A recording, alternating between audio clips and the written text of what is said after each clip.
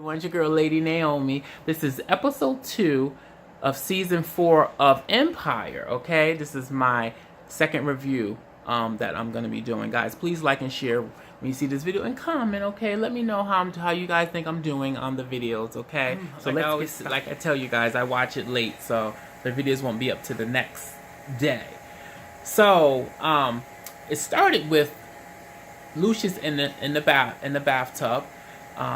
The nurse is I know something fishy about that nurse, guys, but the nurse has him in the shop, fixes the bath water for him, and all of a sudden he goes back into the dream sequence of last season when his mother is putting him under the water and tries to kill him. Okay, so I think if I remember correctly, guys, last season he said that he made that part up, but it come to realize that he really didn't make that part up, because she was doing it. So it brought back that memory a little bit. So his memory came back a little bit in that aspect. Okay, so I was really shocked to see that she actually did that. She's an evil person. Mental illness seems to run very, very rampant, honey, and shimmies and shakes and does all types of things in that family, honey. Okay, because the oldest son has it, Lucius has it, and then the mother has it severely. Okay, severely, the mother has it. So it also came out as well that, which we already knew, anybody that watched last season knew, that the mother killed Tariq, which is Lucius's half brother. I don't think they have the same mothers. I think they have the same fathers. So that came out. She also said that she put him in the dirt and frame that bitch for it, honey. So Amika's in jail because she didn't like Amika, honey. Okay? So Amika comes up for her court hearing, and the judge, honey, was letting her have it, honey. The judge says, you killed a federal agent. You are not getting out for another 6 months. Be set for trial. So her baby father, which is the middle line's boy, was in there, said, gave a date to him, say, pulled away from the bailiff, and gave a date to tell your mother, boom, boom, boom, boom, boom, boom, boom, boom, boom. So he relays the message to the mother. The date was when Bunky was killed. Bunky was a person that a couple of seasons ago that helped Lucius start the record label. Was almost like an uncle to the boys growing up and stuff like that, honey. Okay. And everybody knows that Lucius is the one that killed him, right? We all know that, right? So basically, had Cookie and what's his damn name? What is his damn name? Thirsty. I love Thirsty, y'all. I love Thirsty because he reminds me of one of those old Superfly pimps, honey. But one thing about Thirsty, honey, he knows how to pull the strings. He's a good lawyer. I would love to have a lawyer like that on my side, baby. He's a good lawyer, honey. So Thirsty got her off, basically. I'm not going to go through all this and all that, but basically had some tea. Basically showed that the guy was hurting, was trying to abuse her in so many ways, and had some dirt and stuff like that, some audio tapes and stuff like that he doctored up, shimmied up, all types of stuff, and got her off, honey. So why she show up at his house, honey? Why she show up at the baby daddy's house?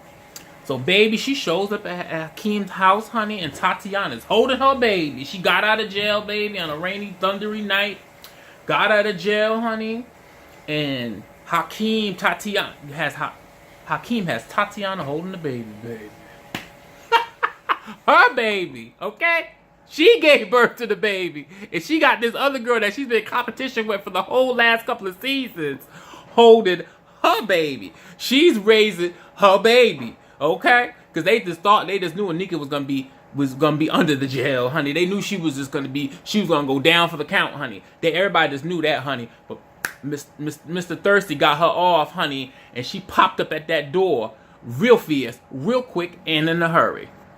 So they done served Lucius's mother, because she is all types of 20 types of crazy. I ain't gonna say 2 types of 20 types of crazy. She done killed Lucius's half brother, honey. Okay, she done kill him. And she was talking about killing other people this episode, honey. She is fierce. So they had her ass omitted or committed to a psych ward. Right? They had her because she admitted to killing. She admitted to killing Tariq and framing Anika for the murder. She admitted it. Okay, she admitted it. So she admitted to Cookie. Cookie went back and told Lucius they had her committed to a psych ward, basically. And sidebar, how come every time, I was talking to my husband about this, how come every time they say psych ward, they always say Shady Pines, Shady Brooks, you guys ever realize that? It's always Shady something, okay, but Shady Hills or whatever. They always name psych wards after that, right? So yeah, they had her, and she attacked the nurse. She attacked Demi Moore's character. She attacked her. Because basically, she had pull. She helped her get up in there. She helped her pull those strings to get her up in that mental institution, which I think is a really good thing because that lady is ruthless, honey. She gets that from her son. But basically, she was basically trying to say that she's been trying to put Lucius down for a long time, honey. It's that mental illness gene, that gene they got up in them. That whole family got that gene, honey, where they'll serve you, honey. They're ruthless. She has that gene, and that's where Lucas gets it from. Lucius gets it from. He gets it from his mother. Okay, so they locked her away, so we won't be seeing her for a few episodes. Okay, stay tuned for that. So Lucius and Demi Moore once go out for brunch, and the guy in the restaurant knows Lucius. We used to hang out with Lucius with some guy called Eddie, and it later came out that it was Forrest Whitaker. But anyway, started telling him old times how he used to come in this place and eat with this person, and the nurse tried to tell the guy not to bring that up because when you have memory loss like that, it can trigger bad thoughts, and you don't never know how a person can react. So Lucius is really trying to figure out who he once was and what character, and his character and who he once, he's really trying to figure out his past and who he really is, right? So he sneaks out the side door and goes to find this person. So the person is Forrest Whitaker, or Eddie, is marrying his daughter off in episode. So they finally get together. It was this big wedding, this big gala, big event going on in this big opulent place. He's marrying his daughter off. Boom, boom, boom, boom. And then it cuts to a scene where they're sitting around a table. Did I see Jerry Springer? I think I see Jerry Springer sitting around that table too, baby. He was one of the OGs, one of the fellas in the group. They're sitting around the table. They're reminiscing and stuff like that. And Forrest Whitaker realizes that Lucas does not have his memory. He does not remember anything from the past. Okay, so that cat was out of the bag. And part of it, when they were reminiscing, Lucas kind of remembered a little bit. Listen here about what he was and how he was, he was very vicious and how he used to hurt people and terrorize people and stuff like that. And he got really scared. The notion that this new person he is, this old crazy person that he once was, this mob boss, this ruthless person, is scaring him that this is who people saying who he truly is. So Becky and Jamal gets up with this big record producer, big huge record producer. I guess since Lucius has been away on a sabbatical is what they're calling it. The business is not doing well, so now they're getting up with this big record producer, and he wanted to change the sound a little bit, and Jamal wasn't trying to do what the record producer wanted him to do, and it was like this big $3 million deal or whatever, blah blah blah blah blah. So Becky, which was an intern, she took it upon herself to change the lyrics of the song. Not only change some of the lyrics, the beat of the song, and also put another artist on for vocals that's on the label. Is a female artist too, so she basically just cut him totally out because Jamal wasn't trying to compromise with her in that aspect. So when it gets back to Cookie, so now Jamal feels betrayed. They got the record deal, but now she lost a good friend with Jamal because they was good Judies, okay? So now Jamal feels betrayed. So when Cookie gets of hold of this information.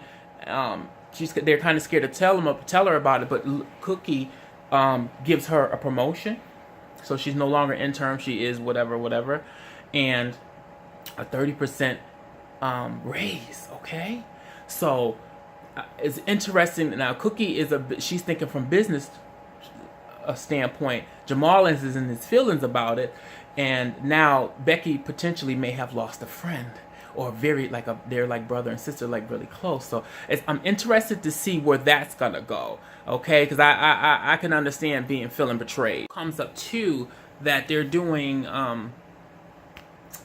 Cookie has this big event with all the press there. Anybody's there, saying that 20 years that they've been in business, famous record label and stuff like that. So they're supposed to be doing for 20 years 20 albums for 20 years in 1 year. So everybody knows it takes a year to a year and a half or 2 years to make one album. So I'm interested to see how she's gonna pull this off. And so her and her older son Andre, gets into this big fight about that, because he's the head, he's the one that pulls all the strings and gets all the records together and promotes them and stuff like that. So now he only has to promote Hakeem and Jamal's album. He has to promote 18 more albums. So this is gonna be interesting, guys, to see how that turns all out. And then so Lucius wakes up in the middle of the night and a thunderstorm is going on, and he's trying to figure out he's a little lost and stuff like that in his head. So he runs out of the room and runs into the nurse room, who's played by Demi Moore, like I say all the time, guys. And she's leaving. So she feels like Lucius doesn't trust her anymore, and she supposedly has gotten somebody else to take her space. So Lucius says she's the only person he trusts. Now, like I said before, I've been saying this, I don't trust her. Something about that. I don't know if she's working for the feds. I don't know if she's trying to infiltrate the family for the feds, or that other family that's going to be coming into play. That's Felicia Rashad's character. I don't know if she's working for them and trying to infiltrate the family somehow, but something about her does not rub me the right way. And we have to continue to watch, guys, okay? So this is your girl, Lady Naomi. This is the end of this episode's review, okay? And peace and love, everyone. Okay, like and share. Bye-bye.